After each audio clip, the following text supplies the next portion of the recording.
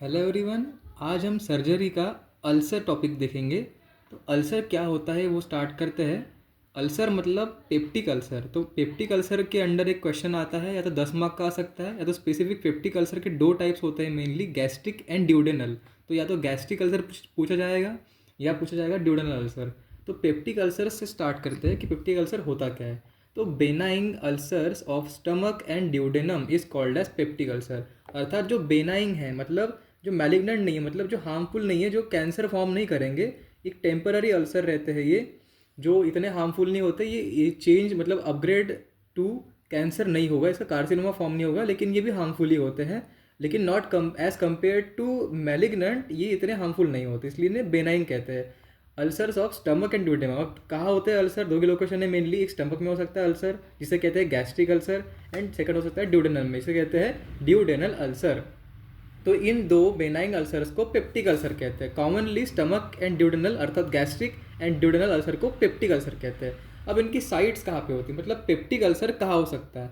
तो first part of duodenum, अर्थात जैसे ये स्टमक है तो इसमें जो यहाँ पे आगे यहाँ से ये तो ड्यूडेनम जाएगा, ऐसे करके नीचे ड्यूडेनम आएगा। तो ये हो गया फर्स्ट पार्ट, ये हो गया ड्यूडेनल का फर्स्ट पार्ट। तो फर्स्ट पार्ट ऑफ ड्यूडेनम भी हो सकता है, और लेसर कर्वेचर ऑफ स्टमक। अब कर्वेचर क्या होते हैं? तो ये हो गया नीचे वाला कर्वेचर, ये हो गया ऊपर वाला, मतलब लेसर कर्वेचर, ग्रेटर कर्वेचर। तो लेसर कर्वेचर में गैस्ट्रिक अल्सर हो सकता है, और फर्स्ट पार्ट ऑफ ड्यूडेनम में ड्यूडेनल अल्सर हो सकता है। अब स्टार्ट करते हैं पेप्टिक अल्सर के टाइप्स क्या है। ठीक है, अभी हमने पेप्टिक अल्सर के टाइप्स मतलब गैस्ट्रिक और ड्यूडेनल बोला था, लेकिन उससे पहले भी पेप्टिक के दो और टाइप्स है, जो है एक्यूट एंड क्रोनिक। तो पेप्टिक का फर्स्ट अल्सर टाइप है एक्यूट। तो एक्यूट पेप्टिक अल्सर, ठीक है। तो these are multiple erosions due to disturbance of mucosal membrane. अर्थात ये बहुत सारे इरोजन्स होते हैं।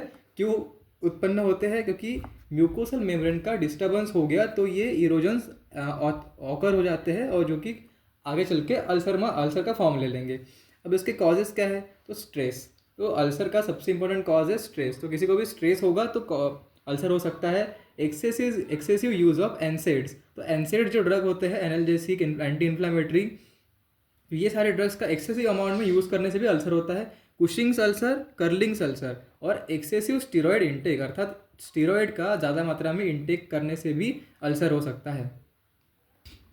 अब देखते हैं एक्यूट के बाद क्रोनिक अल्सर, अर्थात क्रोनिक पेप्टिक अल्सर। अब क्रोनिक पेप्टिक अल्सर के दो डिस्टिंग्विशंस है, जो है gastric ulcer and duodenal ulcer, जो हमने स्टार्टिंग में देखे थे कि गैस्ट्रिक अल्सर कहाँ होता है? लेसर कर्वेचर ऑफ स्टमक में, और ड्यूडेनल अल्सर होता है ड्यूडेनम के फर्स्ट पार्ट में। Starting with gastric ulcer. तो गैस्ट्रिक अल्सर के कॉजेस क्या होते हैं? गैस्ट्रिक अल्सर हमने देख लिया क्या होता है।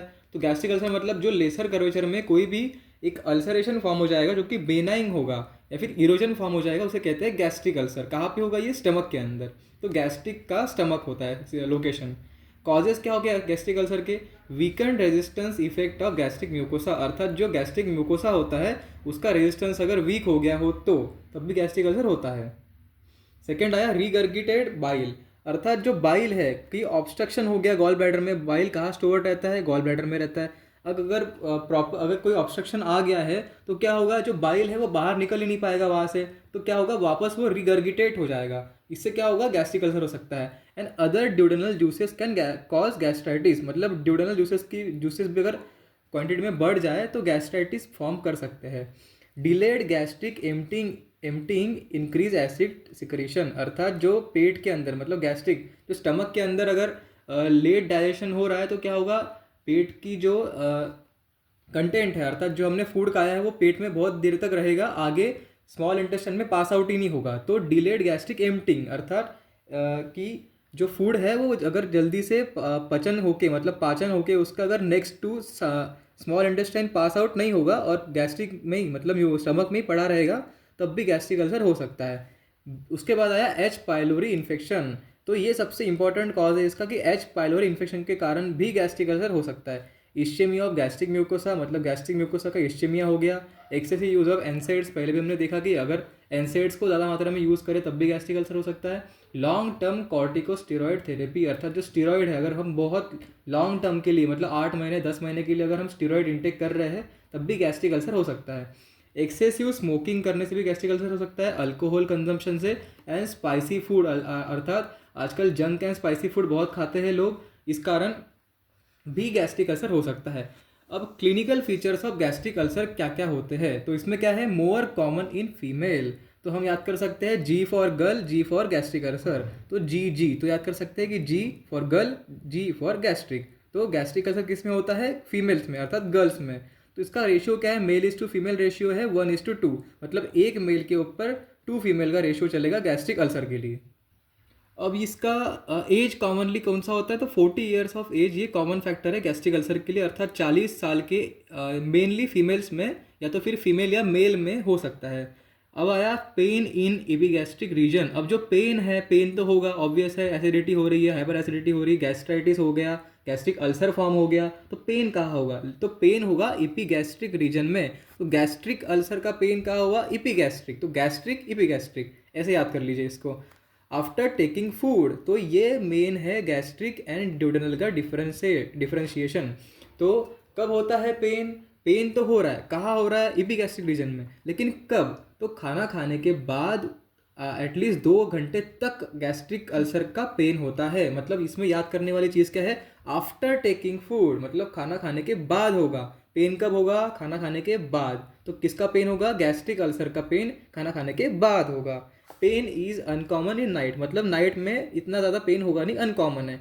पेन रिलीव्स आफ्टर वोमिटिंग, मतलब हमने खाना खा लिया, पेन स्टार्ट हो गया, बहुत सीवियर पेन स्टार्ट हो गया एटलीस्ट 2 घंटे, लेकिन उतने टाइम में अगर हमें वोमिटिंग हो गई, मतलब पूरा जो स्टमक का कंटेंट है बाहर निकल गया, तो स्टमक खाली हो गया, स्टमक प्रेशर नहीं आएगा, तो क्या होगा, पेन का रिलीव हो जाएगा, मतलब पेन में रिलीफ मिलेगा, कम पेन होगा। Tenderness present in epigastric region, obvious है, पेन जहाँ होगा वहाँ पे टेंडरनेस भी होगी, तो टेंडरनेस वहाँ कहाँ होगी, इपिगैस्ट्रिक रीजन में। हेमाटेमेसिस भी हो सकती है, मतलब उसे उल्टी जो आएगी उसमें खून मिक्स हो सकता है, तो खून वाली उल्टी को कहते हैं हेमाटेमेसिस। मेलेना, मेलेना का अर्थ होता है स्टूल का कलर ब्लैक हो जाना, जो स्टूल है उसका कलर ब्लैक हो सकता है, होगा ही ऐसा ज़रूरी नहीं है, पर हो सकता है।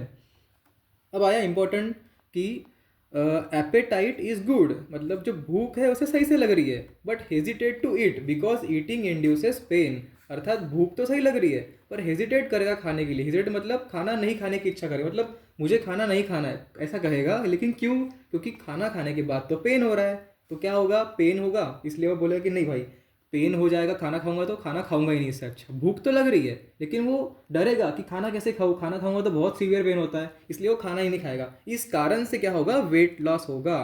तो एपेटाइट गुड है, लेकिन खाना खाने के बाद बहुत दर्द होता है, इसलिए वो खाना खाएगा नहीं, और खाना खाएगा नहीं तो उसका वेट लॉस होगा। अब आया gastric ulcer is large in size, मतलब साइज में लार्ज होते हैं than duodenal ulcer, and usually lies in lesser curvature, मतलब लेसर कर्वेचर के अंदर लाया करते हैं। अर्थात मैंने पहले बताया था कि ग्रेटर एंड लेसर, तो लेसर कर्वेचर में लाया करता है कौन सा, गैस्ट्रिक अल्सर। अब हम बढ़ते हैं इन्वेस्टिगेशन की तरफ। तो सीबीसी ईएसआर तो कॉमनली करना ही है। सेकंड करना है स्टूल टेस्ट, क्योंकि मेलाना का सिम्टम दिख रहा था, स्टूल काले कलर की आ रही थी, तो स्टूल टेस्ट करना ज़रूरी है। सीरम गैस्ट्रीन, तो गैस्ट्रीन जो है उसकी क्वांटिटी बढ़ जाएगी, तो देखने के लिए हमें सीरम गैस्ट्रीन करनी पड़ेगी, सीरम कैल्शियम करना पड़ेगा। एंडोस्कोपी करते हैं, मतलब माउथ के थ्रू अर्थात बकल कैविटी के अंदर ओरल के थ्रू एक ट्यूब, एक पाइप इंसर्ट करते हैं, जिसके एंटीरियर साइड पे एक कैमरा लगा होता है, जो कि अंदर जाके मतलब ड्यूडेनम के फर्स्ट पार्ट तक जाके पूरा देखेगा कि कहीं पे अल्सरेशन तो हुआ नहीं है, इसे कहते हैं एंडोस्कोपिक प्रोसीजर, एंडोस्कोपी। या फिर हम कर सकते हैं यूएसजी एब्डोमेन, बेरियम स्टडी, मतलब बेरियम इनिमा टेस्ट भी कहते हैं इसको, कि बेरियम आपको पिलाया जाएगा तो अंदर जाके बेरियम क्या होगा, बेरियम का कलर साफ साफ दिखेगा स्कैन के अंदर, एक्सरे के अंदर या सीटी स्कैन के अंदर। लास्ट आता है टेस्ट फॉर एच पाइलोरी, अर्थात हमने देखा था कि इसका कॉज क्या है, एच पाइलोरी इन्फेक्शन के कारण भी कॉज हो सकता है गैस्ट्रिक अल्सर, तो हमें एच पाइलोरी के लिए भी टेस्ट करना पड़ेगा कि एच पाइलोरी प्रेजेंट है या नहीं है, मतलब मेन कॉज ढूंढने के लिए, इन्वेस्टिगेशन के लिए हमें एच पाइलोरी टेस्ट करनी पड़ेगी। अब इसकी ट्रीटमेंट क्या है, तो ट्रीटमेंट क्या है, तो ट्रीटमेंट है हिस्टामिन रिसेप्टर ब्लॉकर्स, अर्थात जो हिस्टामिन है उसके रिसेप्टर को ब्लॉक करने वाले जो मेडिसिन होती है वो देना पड़ेगा। हाइड्रोजन आयोन एंटागोनिस्ट, मतलब हाइड्रोजन आयोन के एंटागोनिस्ट जो है अपोजिट काम करने वाले, वो देने पड़ेंगे। अब क्या हो गया, हिस्टामिन हाइड्रोजन एच एच। अब आया एंटासिड, आपने यूजुअली सुना होगा कि एंटासिड दे दी। एंटासिड क्या होती है, पेंटाप्रेजोल, उसके बाद ओमिप्रेजोल, रविप्रेजोल, ये सारी एंटासिड हो गई। डॉमपेरिडोन हो गया, वो भी एंटी इमेटिक और एंटी अल्सर है। उसके बाद आया सुक्रालफेट देते हैं, और अगर एच पाइलोरिक के कारण एच पाइलोरी इन्फेक्शन हुआ है तो एंटी एच पाइलोरी रेगीमी, तो रेजीमी भी दे सकते हैं। इसके बाद अगर सर्जिकल आया तो सर्जिकल में क्या करेंगे तो फर्स्ट है बिलरुथ 1 पार्शियल गैस्ट्रेक्टोमी, या फिर बिलरो सेकेंड गैस्ट्रोजेजुनोस्टोमी या वैगोटोमी या पाइलोरोप्लास्टी। तो इसमें क्या होता है कि जहाँ पे भी अल्सर है तो उसको उस स्पेसिफिक जगह को काट देते हैं, कट आउट करके बाहर निकाल देते हैं, एक्सरसाइज कर देते हैं, और जो दो एडजॉइनिंग एंड्स है उनको एक दूसरे से ज्वाइन कर देते हैं। इसे कहते हैं गैस्ट्रोजेजुनोस्टोमी। इसी तरह से वैगोटोमी एंड पैलोरोप्लास्टी, मतलब जहाँ पे अल्सर था उसको कट आउट कर लिया और उसकी जगह पे कोई और स्किन का पार्ट ग्राफ्ट कर लिया, मतलब चिपका लिया। इसे कहते हैं पाइलोरोप्लास्टी, मतलब जो पाइलोरिक स्पिंक्टर्स है उसको रिलैक्स करना। इस तरह से हमने गैस्ट्रिक अल्सर को ख़त्म किया है। अब हम नेक्स्ट वीडियो में ड्यूडेनल अल्सर क्या होता है वो देखेंगे। Thank you.